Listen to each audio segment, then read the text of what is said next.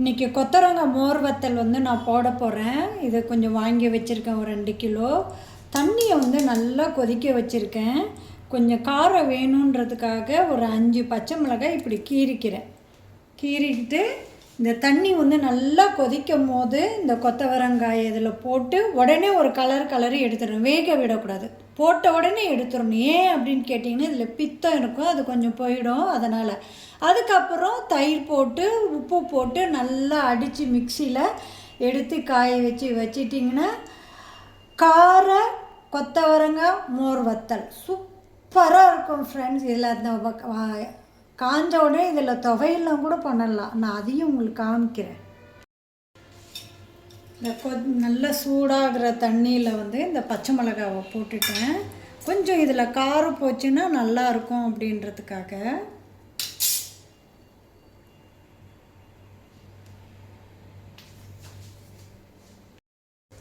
Hi friends, இன்றைக்கி வந்து கொத்தவரங்காய் கார மோர் வத்தல். நான் ஒரு 2 கிலோ கொத்தவரங்காய் எடுத்து வச்சுருக்கேன். அதை வந்து நல்லா க்ளீன் பண்ணி எடுத்து வச்சுருக்கேன். ஒரு சட்டியில் வந்து தண்ணியை நல்லா கொதிக்க வச்சுட்டு இந்த கொத்தவரங்காய் அதில் போட்டுட்டு உடனே எடுத்துடணும். ஏன் அதில் போடுறோம் அப்படின்னு கேட்டிங்கன்னா கொத்தவரங்காய் கொஞ்சம் பித்தோ, அதனால் அதில் கொஞ்சம் போட்டு எடுத்துகிட்டு மோர் உப்பு அடித்து நல்லா காய வச்சு எடுத்துக்கிட்டிங்கன்னா சூப்பரான கார மோர் கொத்தவரங்காய் வத்தல் ரெடி ஆகிடும் ஃப்ரெண்ட்ஸ். இப்போ வந்து பார்த்திங்கன்னா இதில் வந்து நான் ஒரு கீரி பச்சை மிளகாவை ஒரு 5 பச்சை மிளகாய் வந்து இதில் போட்டிருக்கேன். அந்த சுடு தண்ணியில் போட்டிருக்கேன் நான். அதுக்கப்புறம் கொத்தவரங்காய் போடும்போது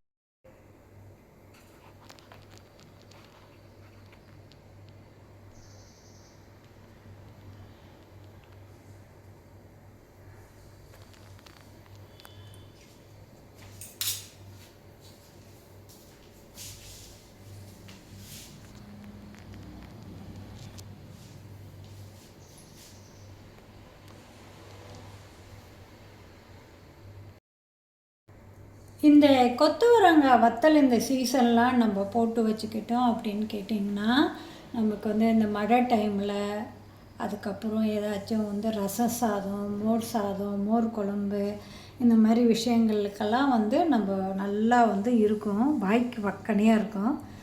பர்சல் வந்து டயபெட்டிஸ் பேஷண்ட்டுக்கு வந்து ரொம்ப ரொம்ப நல்லது.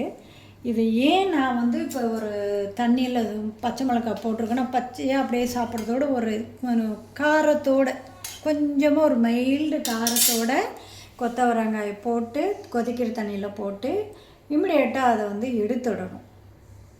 எடுத்துட்டு அதுக்கப்புறம் வந்து நல்லா தயிரை வந்து உரைய வச்சு கொஞ்சம் புளிப்பாக்குங்க. உரைய வச்சுட்டு அதுக்கப்புறம் வந்து உப்பு போட்டு அந்த தயிரை மிக்சியில் நல்லா அடிச்சுக்கோங்க. அதுக்கப்புறம் இந்த கொத்தவரங்காய் வத்தலை எடுத்து நீங்கள் காய வச்சு அப்படியே ஒரு டப்பாவில் ஸ்டோர் பண்ணி வச்சுக்கிட்டிங்கன்னா உங்களுக்கு வந்து வருஷம் ஆனாலும் கெட்டு போகாது. நிறைய நம்ம வந்து இது சைடில் வந்து நம்ம வந்து வறுத்து சாப்பிட்லாம், ரொம்ப நல்லாயிருக்கும். இந்த கொத்தவரங்காய் மோர் கார வத்தல் காஞ்சதுக்கப்புறம் அதில் ஒரு துவையல் கூட பண்ணலாம், ரொம்ப நல்லாயிருக்கும். அதையும் உங்களுக்கு நான் வீடியோ எடுத்து உங்களுக்கு வந்து போடுறேன் நான். இந்தமாரி இந்த சீசன்லலாம் வந்து நீங்கள் வந்துட்டு இந்த கொத்தவரங்காய், சுண்டக்காய், மோர் மிளகாய், கொத்தவரங்காய், புளி இது போட்டு இதுமாரி நிறைய செய்யலாம். உங்களுக்கு நான் ஒவ்வொன்றா உங்களுக்கு எடுத்து வீடியோவில் போட்டு காமிச்சிட்டே இருக்கேன். ஓரளவுக்கு தண்ணி லேசாக கொதிக்க வந்துடுச்சு. இப்போ வந்து உப்பு போடக்கூடாது. இப்போ என்ன பண்ணணும், அப்படியே சுடு தண்ணியில் போட்டு 2 அப்படியே போடணும். இந்த கொத்தவரங்காய் இதில் பித்தம் இருக்கும், ஸோ அதனால் கொஞ்சம் அப்படியே போட்டு எடுத்துக்கிட்டிங்கன்னா ரொம்ப ரொம்ப நல்லா. ஒரே போட முடியாது, ஸோ அதனால் இதை ஒரு 3 பேட்சாக வந்து நான் போட்டுக்கிறேன். ஏன்னா எனக்கு பானையிலேருந்து கீழே அப்படியே விழுந்துடும். நல்லா ஒரு 3 பேட்சாக போட்டு எடுத்துக்கலான்ட்டு இருக்கேன்.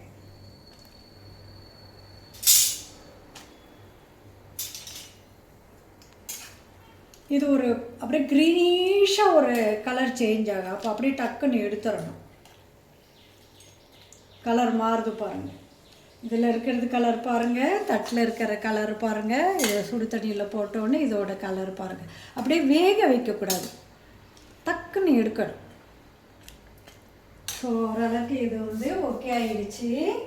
ஸோ நான் வந்து இப்போ இதை வந்து எடுத்துட போகிறேன். அதுலேருந்து சுடு தண்ணியில் போட்டிருக்கோம் இல்லைங்களா, அதை நான் வந்து இப்போ எடுக்க போகிறேன்.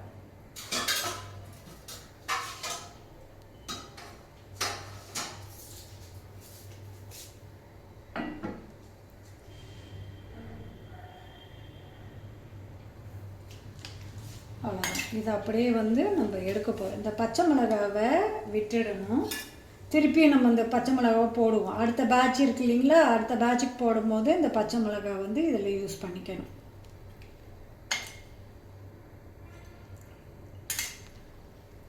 அவ்வளோதான். இது அப்படியே வந்து பார்த்திங்கன்னா எடுத்துடணும். சும்மா ஒரு கொதிக்கிற தண்ணியில் அப்படியே போடணும். அவ்வளோதான். நல்லா க்ளீன் பண்ணுங்கள். இதில் உரம்லாம் போட்டிருப்பாங்க. க்ளீன் பண்ணிவிட்டு நல்லா எடுத்து யூஸ் பண்ணுங்கள்.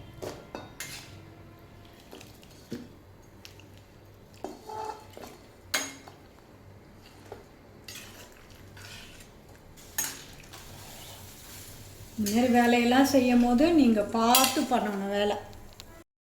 அடுத்த செட் போட போகிறேன். அதே பச்சை மிளகாவை போட்டுக்கிறேன். போட்டுட்டு செகண்ட் பார்த்து வந்து அப்படியே போடுறேன். இந்த கலர் லைட்டாக சேஞ்ச் ஆகக்கூடாதான். ரொம்ப போட்டுலாம் வேகவே வைக்கக்கூடாது. அப்புறம் மோரில் போட்டு எடுக்கும்போது ரொம்ப குழைவான மாரி ஆகிடும். அது நல்லதும் கிடையாது. கொஞ்சம் கசப்புத்தன்மை இருக்கணும். ரொம்பவும் கசப்புத்தன்மை இருக்கக்கூடாது. இந்த பித்தம் போகணும், அவ்வளோதான். ரெண்டாவது பேட்சும் நம்ம போட்டாச்சு.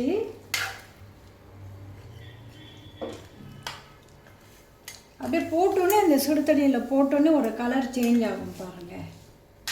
பார்த்துக்கிட்டே இருக்கணும். இது ரொம்ப நேரம்லாம் எடுக்காது. குயிக்காக பண்ணிடலாம். டைம்லாம் ரொம்ப எடுக்காது. இந்த பேச்சுலர் பசங்கள்லாம் வீட்டுக்கு போனீங்கன்னா அப்பா அம்மா அக்கா அத்தை மாமா மாமியார் அவங்கெல்லாம் இருந்தாங்கன்னா இதுமாரிலாம் போட்டு வாங்கிட்டு போய் வச்சுக்கோங்க. இதெல்லாம் உங்களுக்கு குழம்புலாம் வைக்க முடியலன்னீங்கன்னா ஒரு தயிரை போட்டு பசைஞ்சிட்டு இதில் வந்து வறுத்து வச்சு அப்படியே சாப்பிட்றலாம். நல்லாயிருக்கும். ரொம்ப நல்லாயிருக்கும். இது எங்கள் வீட்டில் எல்லாத்துக்குமே இது பிடிக்கும். ஸோ ரெண்டாவது பேட்சும் ரெடி ஆகிடுச்சு. தேர்ட் டைமும் நான் வந்து கொத்தவரங்காயை போட்டு எடுத்துட்டேன். கொத்தவரங்காய் அந்த பச்சை மிளகாவை போட்டுட்டு எடுத்துட்டேன். இதுதான் பதம். அதேமாரி இந்த கொத்தவரங்காய் நீங்கள் வாங்கும் போது ரொம்ப முத்தி போன இருக்கிற மாதிரி கொஞ்சம் வாங்காதீங்க. ஃப்ரெஷ்ஷாக உள்ளதாக பார்த்து வாங்கிக்கோங்க. ரொம்ப முத்தி போச்சுன்னா நல்லா இருக்காது. அவ்வளோதான். இதுவும் ரெடி ஆகிடுச்சு. ஒரு லைட்டாக கலர் சேஞ்ச் ஆகும். ஒரு டார்க் கலர் லைட் கலரில் சேஞ்ச் ஆகும்.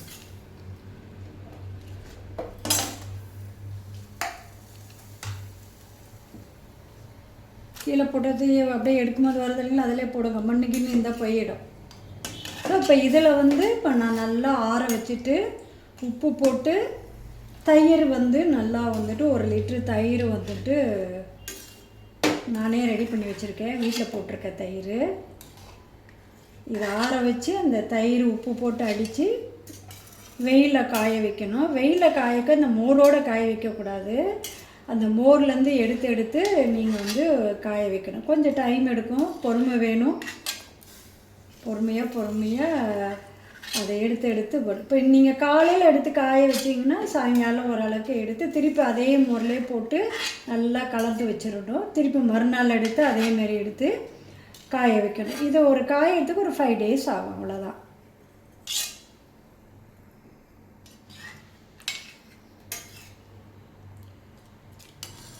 இதில் இருக்க தண்ணியை நல்லா வடிச்சிடணும். வடிச்சிட்டு அதுக்கப்புறம் ஸ்டவ் ஆஃப் பண்ணுறேன். உங்களுக்கு மோர் போட்டு கலந்து காய வச்சு எடுக்கணும்.